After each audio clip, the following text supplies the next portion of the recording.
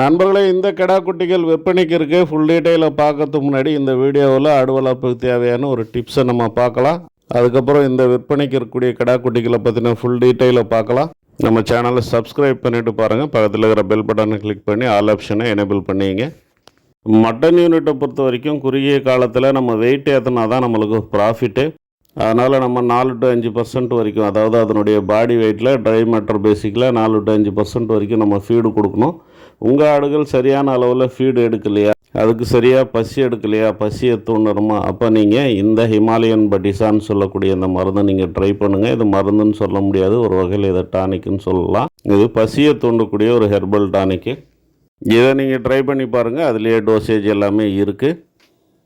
சுத்தமாகவே தீனி எடுக்காதப்போ கூட இதை நீங்கள் கொடுத்து ட்ரை பண்ணி பார்க்கலாம். வேறு ஏதாவது நோயினால் ஃபீட் எடுக்காமல் இருந்தால் அதுக்கான ஆன்டிபயோட்டிக் எல்லாமே கொடுத்துட்டு கூட இதையும் நீங்கள் சேர்த்து கொடுக்குறது பெட்டர். நம்ம ஒரு 10-15 வருஷ காலமாக ஆடு வளர்த்துட்ருக்கோம். ஸோ அதனால் நமக்கு ஓரளவுக்கு எக்ஸ்பீரியன்ஸ் இருக்குது. அந்த எக்ஸ்பீரியன்ஸை வச்சு தான் நம்ம இந்த டிப்ஸ் எல்லாமே சொல்கிறோம். இது உங்களுக்கு யூஸ்ஃபுல்லாக இருந்தால் எஸ்ன்னு சொல்லி கமெண்ட்டில் சொல்லுங்கள். நம்ம சேனலை சப்போர்ட் பண்ணுற விதமாக ஜாயின் பட்டனை கிளிக் பண்ணி மெம்பர்ஷிப்பில் ஜாயின் பண்ணிங்க. ஜஸ்ட் 59 rupees தான். உங்கள் நண்பர்களுக்குமே இந்த ஷார்ட்ஸை நீங்கள் ஷேர் பண்ணிவிடுங்க. இந்த வீடியோ உங்களுக்கு பிடிச்சிருந்தா மறக்காமல் லைக் பண்ணிவிடுங்க. விற்பனைக்கு இருக்கக்கூடிய குட்டிகளை பற்றின டீட்டெயிலுக்கு வரும். மொத்தம் 80 இருக்குது. ஆவரேஜாக பார்த்திங்கன்னா 20+ 20 கிலோவுக்கு மேலே இருக்குன்னு சொல்லியிருக்காங்க. ஜோடி 19,000 சொல்லியிருக்காங்க. மினிமம் பார்கெயின் பண்ணுறதுக்கான வாய்ப்பு இருக்குது. கூடூர்லேருந்து ஒரு 50 கிலோமீட்டர் டிஸ்டன்ஸில் இந்த கடா குட்டிகள் இருக்குது. தேவைப்படுறவங்க மட்டும் மேலே ரைட் கார்னரில் ஸ்க்ரீனில் தெரியிற என்னுடைய நம்பருக்கு கால் பண்ணுங்கள். நான் தேவையான தகவல்களை சொல்கிறேன். கூட வந்து வேணால் எடுத்து தரேன். ஒரு குரு, இளம் சீடர்கள் எதிரில் உட்காந்துருக்கிறாங்க. குரு பாடம் நடத்திக்கிட்டு இருக்கிறார். சீடர்களுக்கு ஒரு ஆசை, அதாவது ஒரு முக்கியமான மந்திரத்தை நம்ம குருநாதர்கிட்ட இருந்து கற்றுக்கணும் அப்படிங்கிறது அவங்க ஆசை. அது என்ன மந்திரம்னா, இறந்தவரை உயிர்ப்பிக்கக்கூடிய புனித மந்திரம், அதாவது செத்தவங்களுக்கு மீண்டும் உயிர் உண்டாக்குகிற மந்திரம். குருவே, தயவு பண்ணி அந்த மந்திரத்தை எங்களுக்கு உபதேசிக்கணும் அப்படின்னு கேட்டாங்க. அது ரொம்ப ஆபத்தானது, அது என்னத்துக்கு உங்களுக்கு வேண்டாமேன்னாராம் குரு.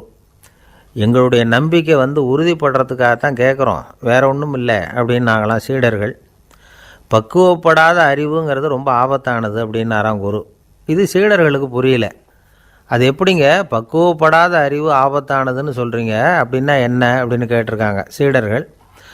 குரு அதுக்கு விளக்கம் கொடுத்தாராம். அந்த மந்திரத்தை எப்போ பயன்படுத்தணுங்கிறது முக்கியம். அதை அறியக்கூடிய ஞானம் ஏற்படுகிற வரைக்கும் அதை தெரிஞ்சுக்காமல் இருக்கிறது தான் நல்லது, இல்லைன்னா ஆபத்துன்னாராம். ஆனால் அந்த சீடர்கள் அதை கேட்குற மாதிரி இல்லை, ரொம்ப பிடிவாதம் பண்ண ஆரம்பிச்சிட்டாங்க. சரி வாங்க சொல்கிறேன்னார் குரு. எல்லோரும் வந்தாங்க. அந்த புனித மந்திரத்தை அவங்களுக்கு ரகசியமாக உபதேசம் பண்ணார். உபதேசம் பண்ணிவிட்டு அவங்களுக்கு எச்சரிக்கையும் கொடுத்தார். இந்த மந்திரத்தை நல்லா ஆராய்ச்சி பார்த்ததுக்கு அப்புறம்தான் உச்சரிக்கணும், அவசரப்பட்டு எதுவும் செஞ்சிடக்கூடாது அப்படின்னு ஒரு தடவைக்கு பல தடவை எச்சரிக்கை கொடுத்தார். சரின்னு சொல்லிவிட்டு அவங்கெல்லாம் மந்திரத்தை கற்றுக்கிட்டு எழுந்திரிச்சு போயிட்டாங்க. ஒரு நாள் அந்த சீடர்கள் எல்லாம் மணற்பாங்கான இடத்துல அப்படியே நடந்து போயிட்டுருக்கிறாங்க. ஒரு பாலைவன பகுதி மாதிரி ஒரு இடம். அங்கே ஒரு இடத்துல எலும்புகள் குவியலாக கிடந்தது. உடனே இந்த சீடர்கள் முன்ன பின்ன யோசிக்காமல், தியானமும் பண்ணாமல், அந்த மந்திரத்தோட பயனை சோதித்து பார்க்கணும் அப்படின்னு நினச்சிக்கிட்டு அந்த மந்திரத்தை உச்சரிக்க ஆரம்பிச்சிட்டாங்க. அவ்வளோதான். உடனே என்னாச்சு தெரியுமா, அந்த எலும்புகள் எல்லாம் ஓநாய்களாக மாறி அவங்கள துரத்த ஆரம்பிச்சிட்டுது. சீடர்கள் எல்லாம் தலைதெறிக்கி ஓட ஆரம்பிச்சிட்டாங்க. ஓநாய்களும் விடலை, அவங்கள துரத்தி பிடிச்சி கடித்து கொதற ஆரம்பிச்சிட்டுது. அப்போ தான் அந்த சீடர்களுக்கு குரு சொன்ன அறிவுரையோட அர்த்தம் புரிஞ்சுது. பக்குவப்படாத அறிவு ஆபத்தானது அப்படிங்கிறது. அதனால் இதிலேருந்து நாம் தெரிஞ்சுக்க வேண்டியது என்னென்னா, நாம் நம்ம அறிவை வளர்த்துக்கிட்டால் மட்டும் போதாது, அந்த அறிவை எப்போ எப்படி பயன்படுத்தணும் அப்படிங்கிற பக்குவமும் நமக்கு வரணும். அப்போ தான் வாழ்க்கை நல்லபடியாக அமையும், இல்லைன்னா இடைஞ்சல் தான்.